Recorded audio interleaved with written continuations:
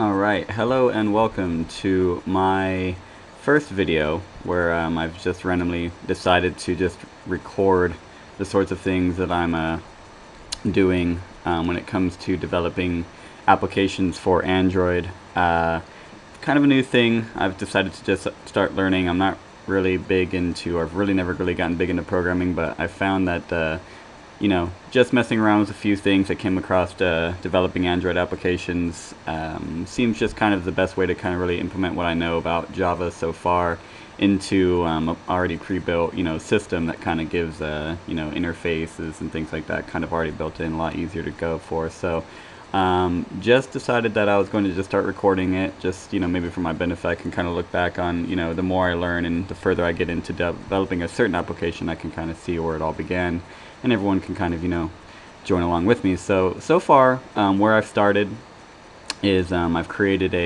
my first application is kind of a Magic the Gathering dueling calculator to keep track of life points, called aptly named Dual School Magic Dual Calculator. Of course, that's my icon for the Doom Blade. Go ahead and open that up. Go ahead and push this back here. Does initially ask you to enter in the names of the players. Right now it's also even broken so much to the point where when I actually try to continue without the player names, it is actually going through and just making it blank. I'm trying to make it so that it will go through and just kind of not really just kind of default to player 1, player 2, because obviously not anybody that really downloads this wants to consistently or constantly go through and have to type with the names, but when it does, works a little bit better.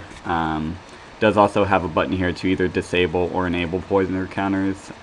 Poison counters really right now aren't so popular, so obviously I want to have it disabled by default, but you can always enable it in case you decide to go back and use an infect deck.